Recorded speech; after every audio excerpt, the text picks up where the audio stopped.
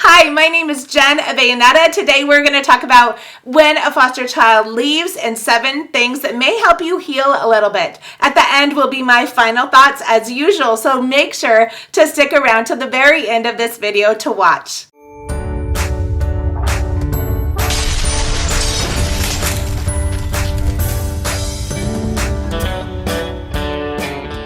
My name is Jen Avellaneda. Today we're going to talk about when a foster child leaves and 7 things that may help you to heal a little bit. As a foster parent for over 14 years, we've had a lot of foster children leave our home. Some of them after a year, some after 2 years, and some after being with us for 2.5 years.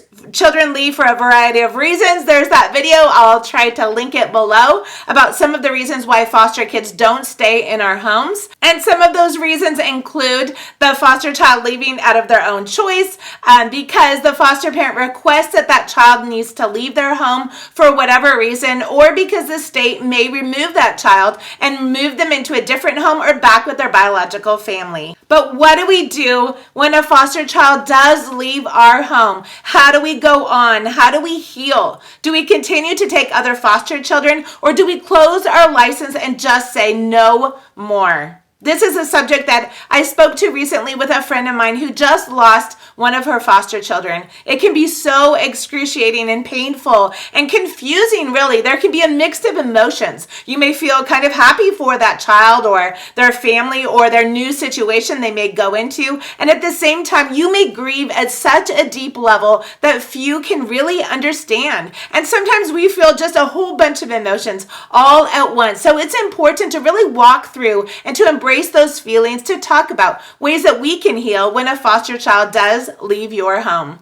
For me, when I fostered and a foster child has left my home, I tend to do one of just a few different things. The first thing maybe is I might just say, I'm done. I'm not taking any more foster children. And I may just want to move on, close my license, and go and do something different. And the reality is a lot of foster parents do close their home after a foster child leaves. And I believe lots of those are really after a foster child leaves or a case plan changes, and that foster parent can get really disillusioned. And so I know for me, that's what I tend to want to do, is just be done and stop fostering altogether. There is a myth, however, that we just cannot go on when a foster child has left our home for whatever reason. I have a video, myth number 1, I could never let them go. I will also try to link that video below in the description. Make sure to watch it, because it is a myth that we can never let these kids go. A lot of people never get licensed because they think that they can't endure the pain or the hardship or the difficulty of watching a child leave their home. However, there is a potential and a way to go on and continue fostering after a foster child has left. My second response, a lot of times, just to be really honest, when a foster child leaves, is a lot of times I'll just get really angry. But really that stems from a sense of deep sadness in my heart. So I may get really angry at the state or the system that maybe made the wrong decisions, maybe put a child in danger, or didn't make decisions that I personally would agree with. I may get mad at the bio parents for not really looking out for the best interest of their child and maybe wanting that child back, even knowing that they were not ready or they were not fit to become parents. I may get mad at myself. Why didn't I do something different? And I second guess myself if I would have only done this or only done that. Again, anger is just a really natural feeling, and it does stem out of hurt. The difference with fostering is that a lot of times we really don't have a lot of people to go to, because when we go to family or friends and we try to talk to them about the loss or how we're feeling or how a situation didn't go a certain way, a lot of them will say the famous saying. It says, "That's what you signed up for." And that can feel like a dagger stinging our hearts and, our raw emotions that we're already feeling after the loss of a child. Being a foster parent when family and friends disapprove is also just another great video that comes to mind. I don't know why all these videos are really popping in my head right now as I'm doing this one. However, that's a really great one also, that just really discusses maybe the sense of loneliness that can come when a foster child leaves or when family or friends just don't understand. So I'll link that video as well below in the description. Make sure to watch that one as well.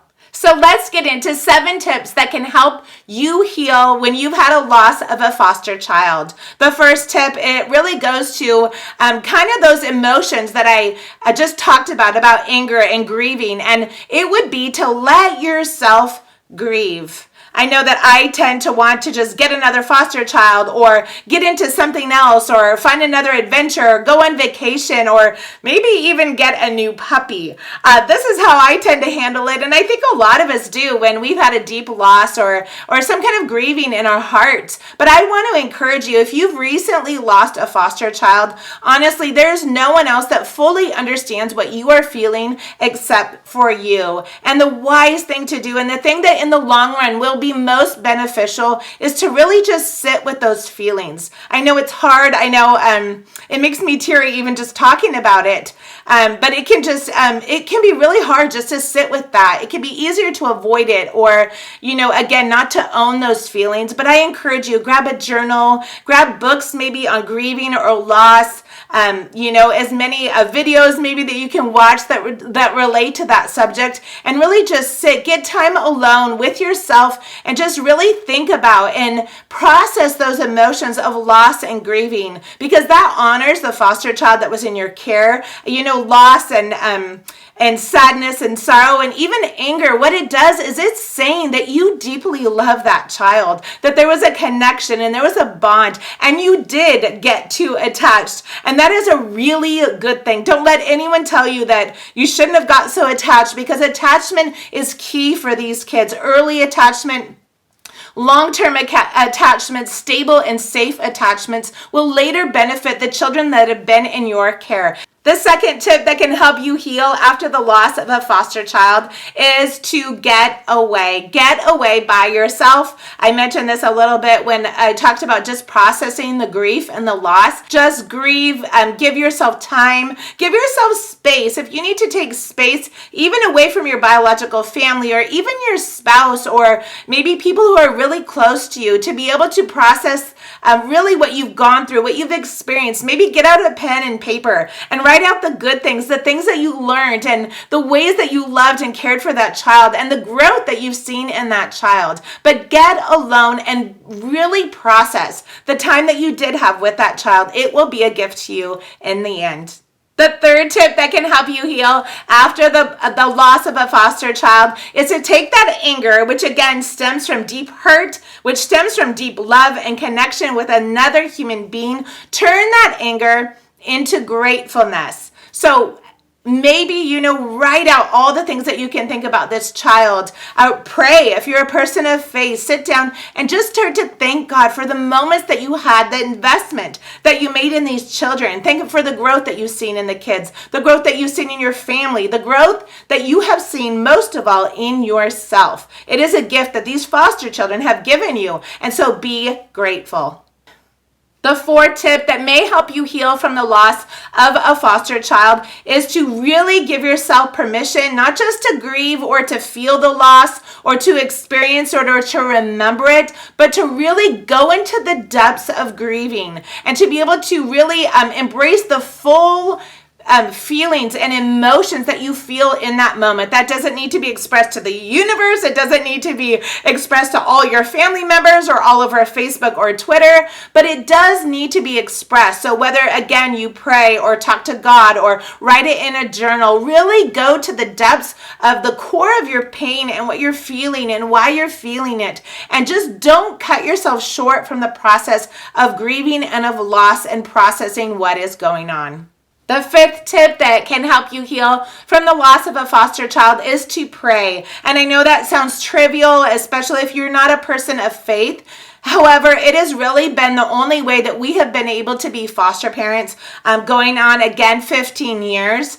Because the reality is I can't walk this journey alone. I know my family could not have gone through some of the things that we've gone through or experienced without the grace of God, without His help, without His strength, without His encouragement to rise again and to say yes to another placement. Really pray and really talk to God about what you've experienced and what you've gone gone through, give him thanks, and really identify that he is still sovereign. He didn't fail you. He didn't abandon you just because maybe a case didn't go your way. He is still good. And so give him reverence and give him praise and give him honor. The sixth thing that you can do to help you heal from the loss of a foster child is to reach out to the biological family. So maybe that child went back to a biological mom or a biological dad or a grandparent even. I would encourage you, if the relationship is healthy between you and the biological family, write them an email. Send them pictures of the time that those kids were in your care. Give them a phone call or do a video chat. That child will grow and benefit from knowing that it still has connections with you, especially if it's an older foster child. Reach out to that bio family. It would do you justice. It would do the child justice. And later, if that child ever comes back into care, there will be a bridge and an open doorway for you to maybe be a placement in the future for that particular foster child. The seventh tip to help you heal from the loss of a foster child is to really know that there is hope. There's hope for that foster child, regardless of where they've been or where they've gone or what the situation was with that child that was in your home. There's hope for you. There's hope for your family. There is a future that God has for you.